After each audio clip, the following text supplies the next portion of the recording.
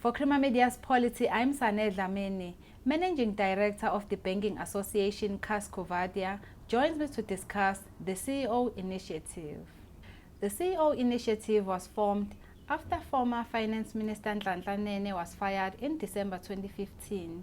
Can you tell us the main reason behind its formation? What happened was, actually it was formed after Minister Gordhan was appointed. Okay. When Minister Nene was fired, we actually took the view as a number of CEOs that we needed to meet with the ANC leadership and express our serious concern. One, that Minister Nene was fired, and the reasons given in our view were not appropriate.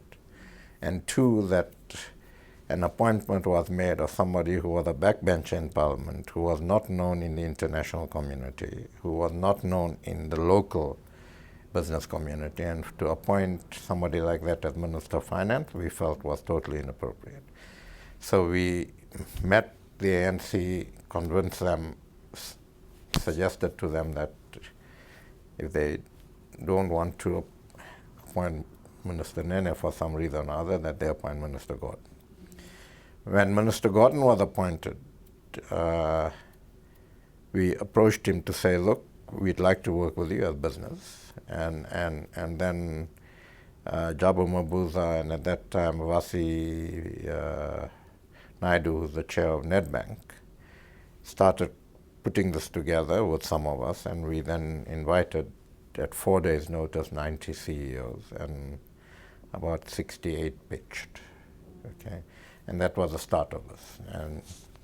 And after the minister spoke to us, we broke up into 4 groups, and we looked at what needs to be done, and that's how the groups came about. So the one group looking at investing in industries under stress and industries where there's potential for growth and we're not maximizing that potential.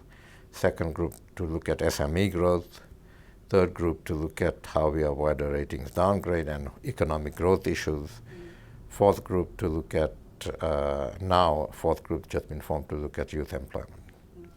Okay, and so that's how this thing formed, and we've now kept it going since then. The CEO Initiative has strong support for Finance Minister Pravin Gordhan, for example, when he was called to appear in court on fraud charges. Why have you supported him?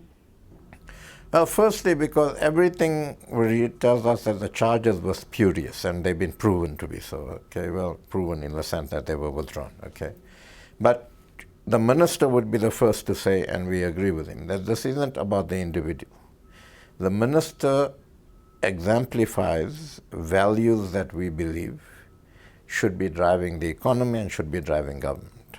Okay, and we are supporting those values, and we will continue to support those values. All right. Minister also leads the National Treasury, and we believe that National Treasury is a very professional, very efficient department, led at the administrative and strategic level by Lungisa, the DG. They have an excellent team there, and that's the sort of team that this country needs and must be protected. So it's not the minister who's under threat, it's Treasury under threat, and they're under threat because they want to do the sort of work necessary that makes us more professional, that makes sure that we spend the public's money properly, and that makes it very, very difficult for various people and sections of government and others to corrupt. And so that's what we're supporting, all right? And we believe that all these moves against the minister are to actually make it very difficult for him to put those sorts of systems in place. And that's why we will continue to support him. After the NPA had dropped the fraud charges against Finance Minister, are you also supporting a call for the NPA Head Shaun Abrahams to step down? For the NPA Head? Yes. You know, that's not for us to say. He's appointed by the President. The President must decide whether he should step down or not. Okay? The President has asked him why he should not be suspended. We just believe that the NPA head, together with, in fact, the head of the Hawks, should have satisfied themselves whether they have a case or not. It's quite clear they didn't have a case. So then we need to raise questions, why was the minister charged? All right? And if there are political reasons for this and they became pawns in a political game, then I think there's a problem. Okay, because then they have violated their independence, they have violated their role as public servants, and then that's a problem. And we've always been clear, as has the minister, if those charges were not withdrawn and he had to go to court, we've always said, let him go to court and let the law take its course. If a court finds the minister to be guilty of anything, then the law must take its course. Okay, the minister is not special, he's not above the law. But the fact that they laid these charges, every legal expert, publicly and privately, that I've spoken to, said that they've read the charges, they are spurious, there's nothing there. It was essentially an administrative matter and an IR matter, industrial relations matter, that could be sorted out. They didn't have to lay charges around those. So we're not going to pronounce on whether the NPA head should step down, but we do ask questions as to why the charges were laid, given that they were spurious. And so what are the other reasons for this? And we would be very concerned if the head of the NPA is compromised in any way. With the recent political instability in the country, do you think that South Africa can escape being downgraded to junk status? Look, we're working very hard as the CEO initiative in talking to rating agencies and others to say that we believe we're making progress. We've had political issues, and it's not a secret. Investors have raised that, rating agencies have raised that. We're telling them that, look, we are working on these. So if you look at, for instance, SOEs, at South African Airways, fair enough, the chair is still there, but there's a good board around her now. We think it's a good board, and we believe that that will make a difference. What's happening at Eskom, in some way, it's a clean-out, okay? So there's now the opportunity, as board members are resigning, to actually make sure that we have proper people who understand governance and who understand their role. We have an opportunity to ensure that there's a good executive in place. So we're trying to convince rating agencies that they need to take a medium to long-term approach here. We formed the SME Equity Fund with 1.5 billion rand contribution from the private sector. That will kick off in the new year. We're looking for a CEO. The board is in place. We've started talking to Labour. There was a meeting with the Deputy President on the youth initiative, and a number of things are being done to make sure that that kicks off in the new year. The group that's been working on investment have worked with CEOs in major corporates in tourism, in mining, in agriculture, and investments have been identified and those are being made. And we avoided the ratings downgrade in June. So we're doing our best to convince the rating agencies that we believe we are making progress, and now it's up to them. What are the chief risks that may result in South Africa being downgraded by the ratings agencies? Well, what happens is that there are some investment funds that are active here that operate on the basis that legally they can't invest in countries that are at junk status. So they would have to pull out, okay? Other funds and investors and so on will then look at South Africa, if we get downgraded, as more risky. And so even if they invest, it will be at tougher terms. And even if they lend us money and we have to borrow money as a sovereign from international markets, even if we raise those monies, the monies will become more expensive, so we pay more for that money. There's also issues related to, so you know, in the banking sector, if the sovereign gets downgraded, banks get downgraded immediately after that, because the banks can't be higher than the sovereign, okay? So if banks get downgraded, then it's more expensive for banks to borrow money, which then gets passed on to the consumer. So it becomes more expensive for you and I to borrow money, okay? Then it has an impact on the economy because investments go down. it has an impact on the economy because the cost of money goes up. So there are significant impacts. And then there's the reputational damage. I mean, for our country to be downgraded has severe reputational damage. So it's not good news. Okay, can we get out of it? Sure, if we work hard. But it takes at least 7 years or so to get out of it, and we don't need that. We don't need that now. We have plenty of opportunities in this country. It's a great country. We just need to stop shooting ourselves in the foot.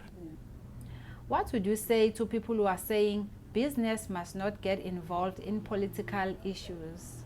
Business is not getting involved in political matters. Politics is getting involved in business, and business is responding to that. Okay? A year ago, before 9/12, there's no ways business would have been as robust as it is now. Okay? But from 9/12 onwards, politics started interfering in business. Okay?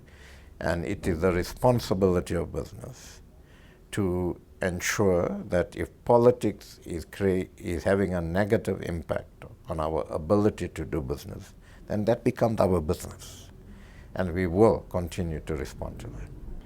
How do you distinguish between legitimate lobbying of government by business and the problem of state capture?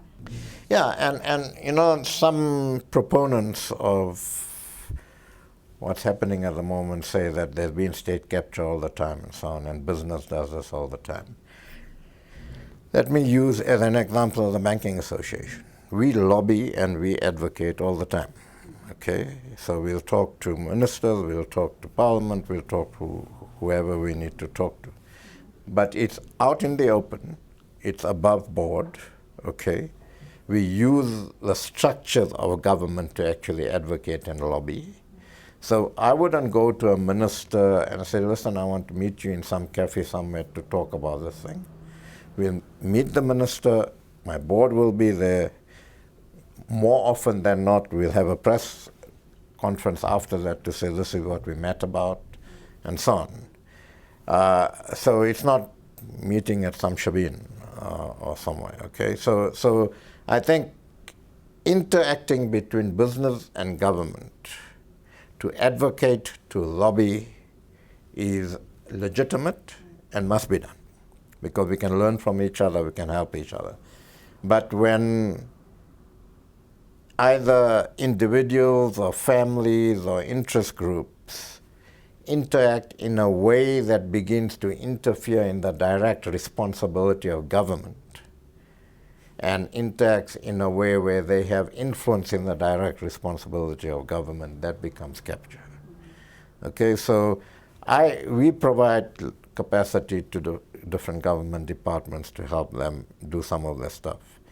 But if we put somebody there, that person is accountable to the DG in that department, not to us. I don't even speak to that person, okay?